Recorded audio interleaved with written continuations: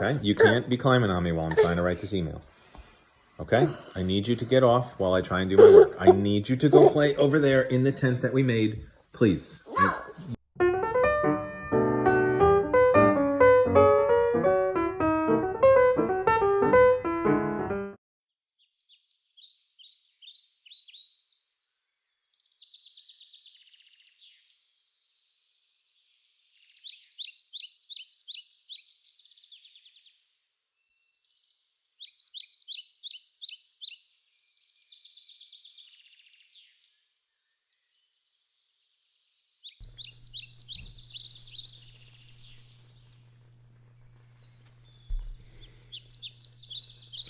Hey guys, just reading my Walden. Today we're going to talk about Henry David Thoreau's Walden, in particular, Chapter 2, Where I Lived and What I Lived For.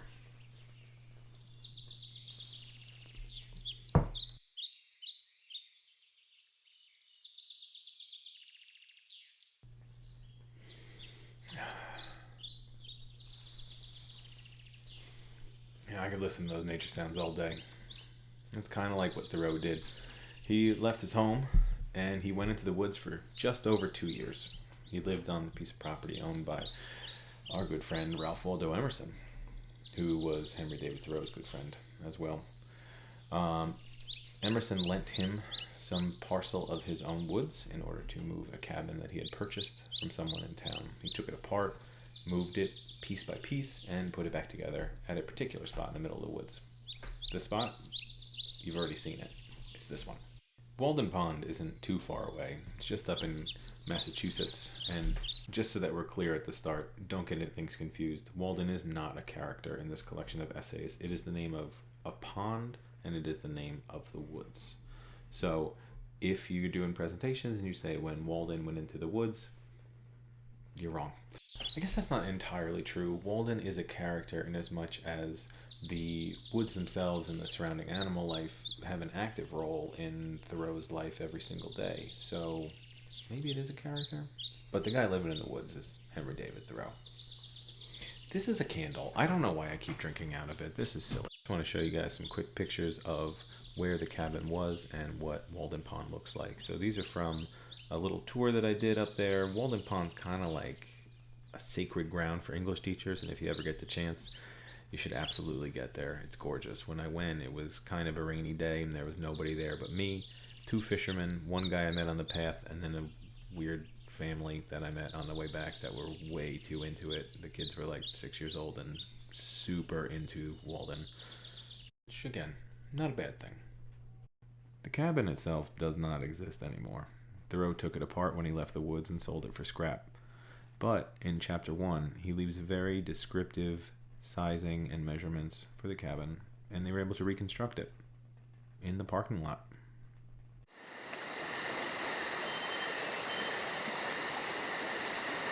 In Chapter 2, Thoreau lays out his thesis for the entirety of his collection of essays. We all have different editions, but if you have mine, it's on page 72. And it's kind of like the most famous lines from Walden.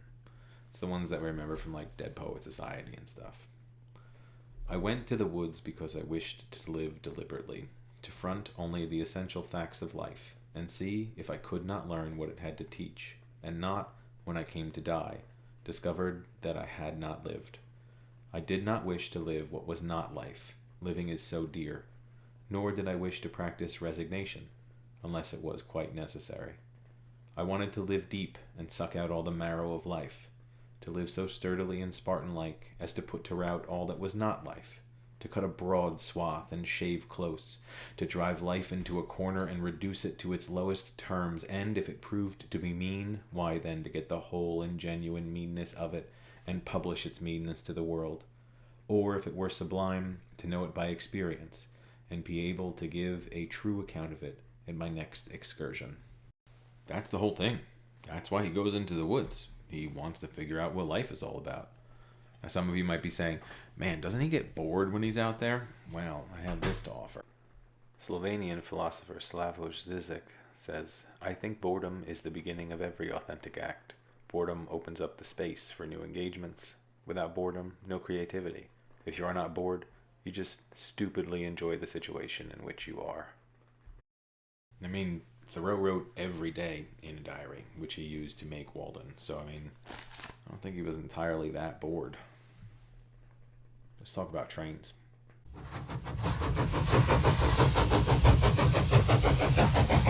One of the things you might notice as you read Walden is that Thoreau likes to ramble. He likes to talk about lots of different topics all at once, seemingly unconnected topics. One of the things he really likes to ramble about is new technologies. The railroad is one of those relatively new technologies. Granted, it's a staple by the time the novel is published in 1854, but it's still an expanding, new and interesting technology. So Thoreau's going to talk about it. For me, it's on page 74. But before we get into it, we just have to make mention of how railroads get built. So you've all seen railroad tracks like these. Those rails are the metal pieces that you see there, and underneath them, those wooden planks, the technical term for them, are sleepers. So Thoreau writes, "We do not ride on the railroad. It rides upon us. Did you ever think what those sleepers are that underline the railroad? Each one is a man, an Irishman or a Yankee man. The rails are laid on them, and they are covered with sand, and the cars run smoothly over them. They are sound sleepers, I assure you, and every few years a new lot is laid down and run over, so that, if some have the pleasure of riding on a rail, others have the misfortune of being ridden upon. And when they run over a man that is waking in his sleep, a supernumerary sleeper in the wrong position, and wake him up, they suddenly stop the cars, and make a U and cry about it, as if this were the exception. I am glad to know that it takes a gang of men for every 5 miles to keep the sleepers down and level in their beds as it is, for this is a sign that they may sometime get up again." Seems that Thoreau is asking us to do something. I'm going to let you guys decide what that is.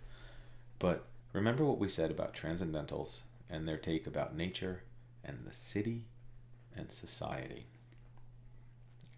In Moby Dick, Herman Melville has Captain Ahab talk about, "If I were the wind, I would blow no more on this wicked, miserable world." That seems like he feels trapped in his position.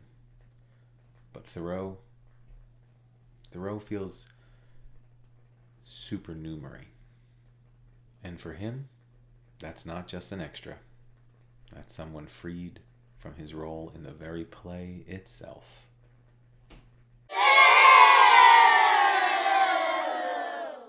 I told you guys I was going to sneak stuff in here so that you have to watch the whole thing, or at least skip to this part of the video. So, without further ado, using my random die I have at home, here are your groups for your projects. Have fun!